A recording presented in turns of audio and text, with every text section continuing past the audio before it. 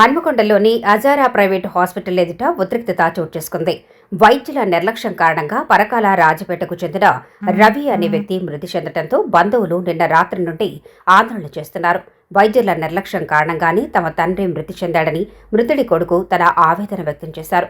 నిన్నటి నుండి మృతదేహాన్ని తమకు అప్పగించకుండా ఇబ్బందులకు గురిచేస్తున్నారని, పోలీసుల చేత తమను రాత్రి నిర్బంధించి ఫోన్లో లాక్కుపోవటమే కాక కేసులు పెడతామని హాస్పిటల్ యాజమాన్యం బెదిరిస్తున్నారని తెలిపారు. నిర్లక్ష్యంగా వైద్యం చేసిన అజారా ఆసుపత్రి వైద్యులపై చర్యలు తీసుకోవాలని డిమాండ్ చేస్తున్నారు. చూసినాం మంచిగా ఉండని చెప్పన్నారు. ఆమె ఎక్కించా పానం ఏంది, పానం మొత్తం కూర్చొని ధర్నం చేసినాం.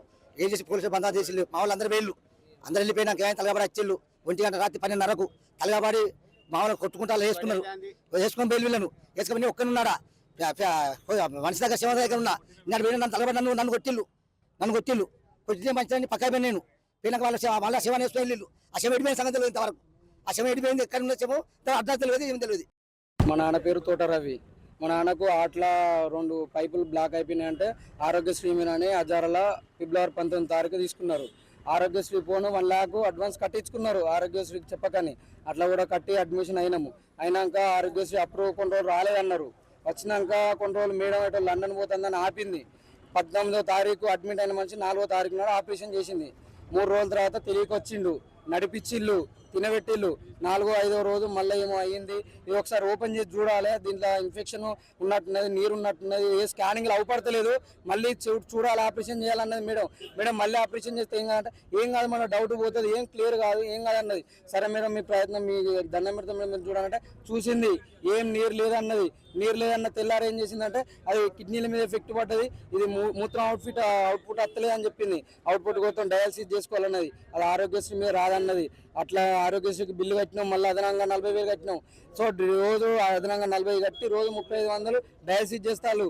ఆరోగ్యశ్రీ అన్న కాంచి ప్రతిరోజు బిల్లులే. ఏ ఒక్క మెడిసిన్కు ఆరోగ్యశ్రీ వర్తించలే మాకు. ప్రతి ఒక్కటి మేమే తెచ్చుకున్నాము.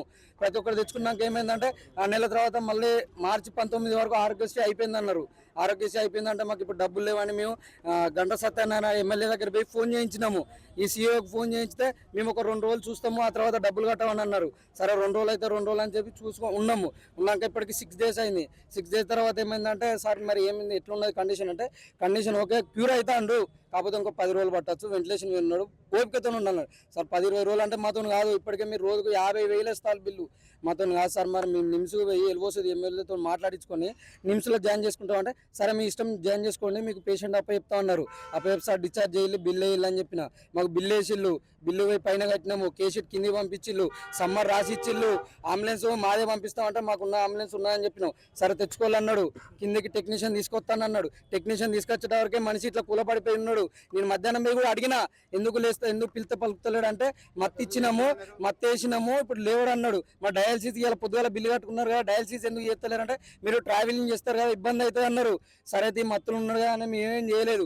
ఇక్కడికి వచ్చే వరకు కూడా చేతులు ఇట్లా పడిపోయి వచ్చిళ్ళు. అది చూసి మా రిలేషన్ వాళ్ళు లేదు పానం లేదు అంబులెన్స్ ఎక్క ముందుకే హాల్లో ఉండగానే ఏడుస్తాంటే ఆవులు అన్నాం. మా టెక్నీషియన్ అంబులెన్స్ కాడికి వచ్చి చూసి పలు చూసారు, లేదు, అది పెట్టి చూసిండు, లేదు, ఒత్తి చూసిండు, ఏది లేదు. అప్పటి నుంచి ఏ డాక్టర్ మా దగ్గర రాలే, ఏ సిబ్బంది రాలే, మాకు చనిపోయింది చెప్పలే, అసలు పేషెంట్ మమతా అన్న మనిషిని ఏది చెప్పలే. మేము తీసుకుపోయి హాల్ వేసి కూర్చున్నాము.